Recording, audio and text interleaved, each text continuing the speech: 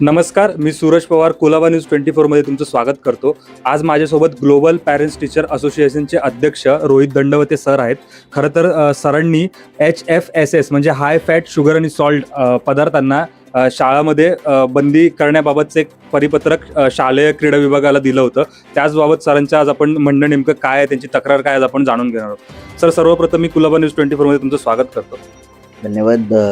सर्वप्रथम मी सांगू इच्छितो की मी आज ही मागणी नाही केली आहे. ही 8 मे 2017ला परिपत्र निघालेलं आहे की प्रत्येक शाळेला देण्यात आलं होतं आणि हा केंद्र सरकारचा नियम आहे.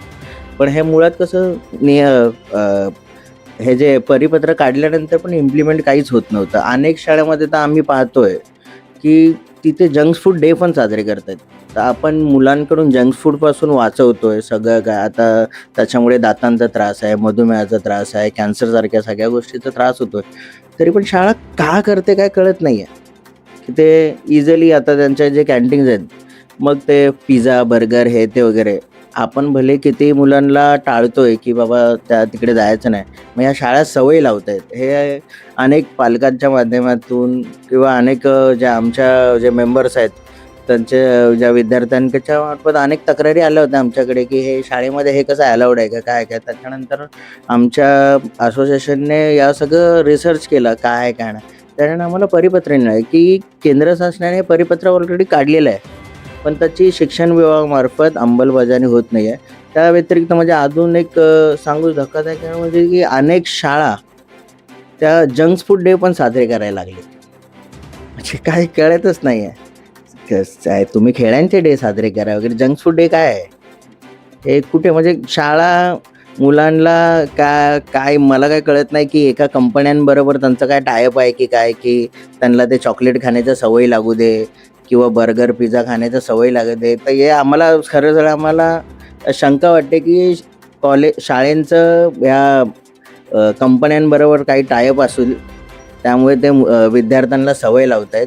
आणि जर भविष्यात जर हे विद्यार्थी जर आजारी पडत झालेत, जे कमकुवत होत जातील, मग त्याला जबाबदार शाळा प्रशासन असेल आणि एज्युकेशन डिपार्टमेंट असेल. जर या एज्युकेशन डिपार्टमेंटने जर व्यवस्थितपणे वेळोवेळी जर पाहिलं, कारण मला नेहमीच का असं वाटतं की तक्रार झाल्यानंतरच ते ॲक्शन मोडवरती आता उदाहरणार्थ आता हे चेंबूरमध्ये जी घटना झाली, स्कूल व्हॅनवरती झाड पडल्यानंतर मग त्या सुरक्षेच्या दृष्टिकोनातून मग ते स्कूल व्हॅन बरोबर आहे का, मग ते झाडं पडतायत ते काय कंप्लेंट केली की नाही काय काय नाही, हे प्रत्येक वेळी एखाद्याची मरायचीच का वाट बघते. प्रशासनाने पण जागा व्हावं, तर एवढीच सदिच्छा. आणि पालकांनी पण शाळेला जाब विचारावा. तुमचा हक्क आहे, तुम्ही फीस देतायत आणि ह्या असल्या जंक फूडपासून आपल्या मुलांना वाचवावं ही विनंती करतो.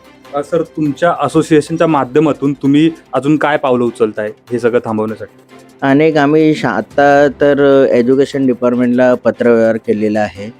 जर त्यांचं महिन्याभरात जर काही नाही आलं तर आम्ही ॲक्शन मोडवरती प्रत्येक शाळेमध्ये आम्ही स्वतः सरप्राईज व्हिजिट करू, पालकांना सोबत घेऊन काय नाही. आणि अनेक पालकांच्या जर तक्रारी असेल तर पुन्हा पोलीस स्टेशनला FIR वगैरे पण करू. GRच्या अंतर्गत कठोरात कठोर कारवाई करण्यासाठी आम्ही पुढे पावलो.